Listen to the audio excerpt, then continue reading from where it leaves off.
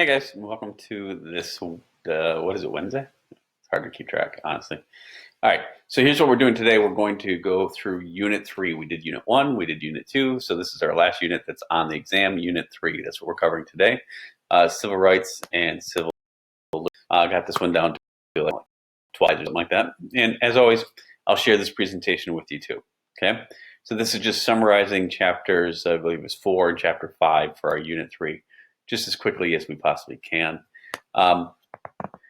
This is what we're going to be looking at here. We've got the Constitution and inequality. There's nothing in the Constitution whatsoever about equality. It's not until we get to the 14th Amendment that guarantees us equal protection under the law. So the Constitution and equality doesn't really exist, but there are some aspects of it that make us believe it does, where it's implied at least.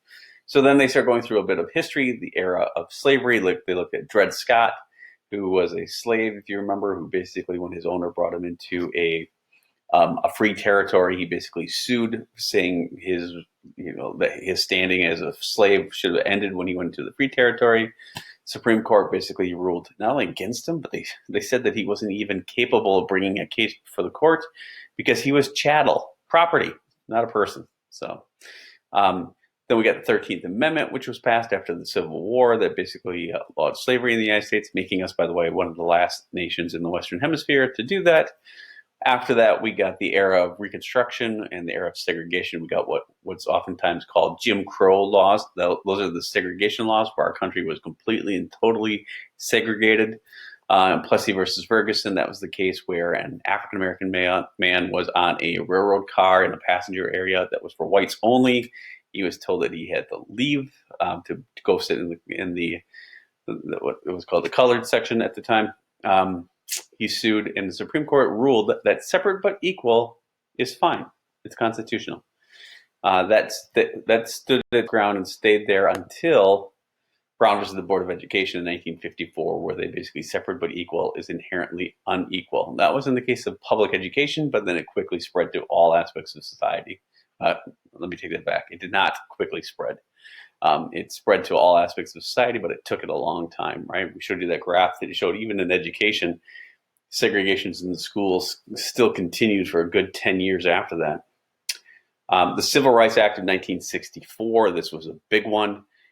This was Dr. King's I Had a Dream speech, was basically a march on Washington to bring attention to this particular act, and it got passed.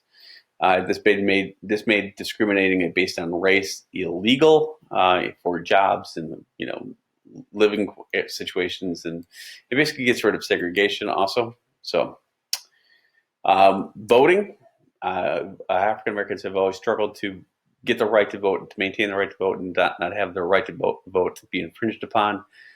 We got that term suffrage, of course, which means the right to vote. Don't forget that. It's a weird word. 15th Amendment gave African American males, in this case, the right to vote. Poll tax, basically, where states try to keep the African Americans from voting by charging them a tax.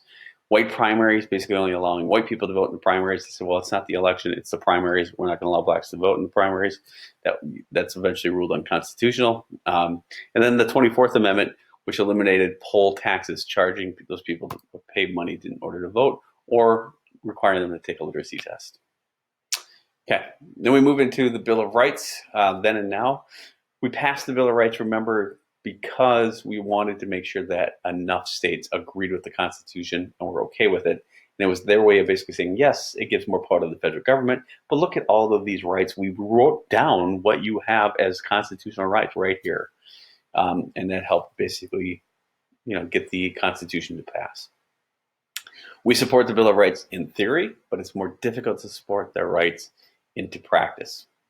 I've got a good example right now. Is most of us believe, of course, in the First Amendment and the right to assemble. But when I see people basically, right now going out and protesting the safer at home rules, it's a little frustrating because yes, I want to support their First Amendment right to do that, even if I don't agree with them. But they're also putting my life and your life at risk by doing it. It'd be one thing if it was just their lives. You could be okay with that. The Bill of Rights in the states, basically for a long time, we just assumed that the Bill of Rights was only applied to the federal government. It didn't offer protection to the states. but that's going to change when it changes because of the 14th Amendment. It actually changes because of Supreme Court cases later on, but they argue the 14th Amendment, granting equal protection under the law to all people.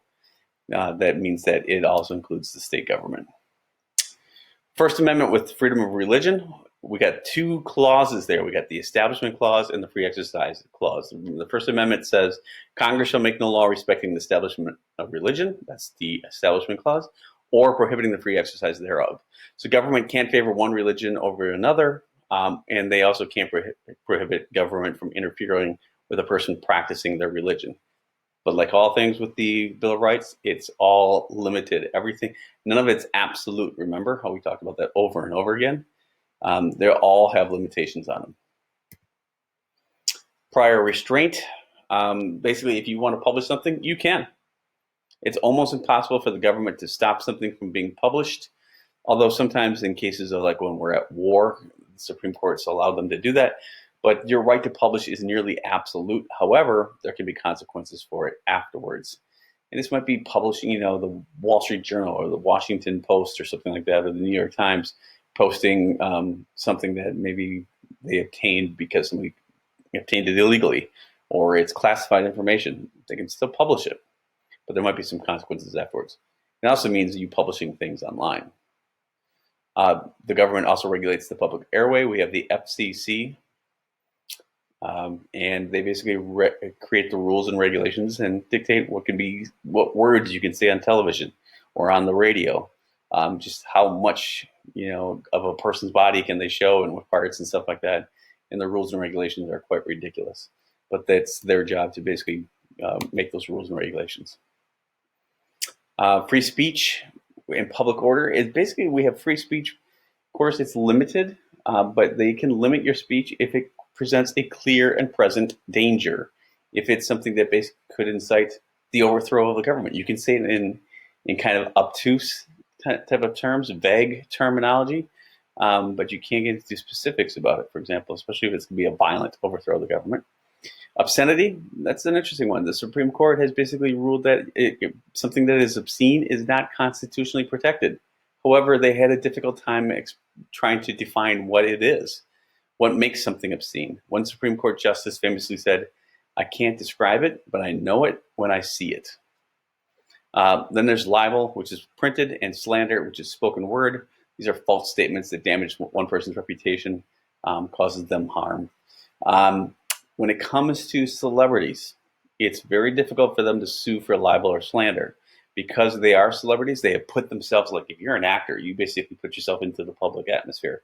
And so it makes it more difficult for you to argue that what somebody says is a violation of your rights.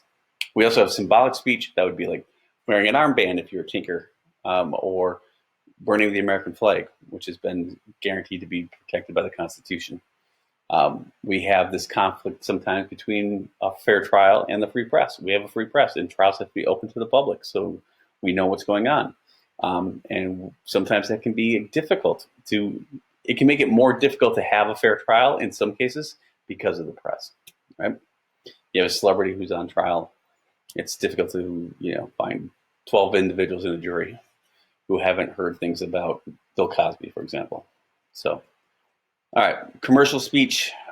We have the Federal Trade Commissions. They're the ones who decide what goods can be advertised on radio or on television because the government, remember, owns those airwaves. And so, for example, you don't see cigarette commercials, right, on television. That's because the FTC has decided what kind of advertisements they want on there, and they didn't want cigarette commercials. You have the right to assemble, which is I just talked about this one, what's going on right now.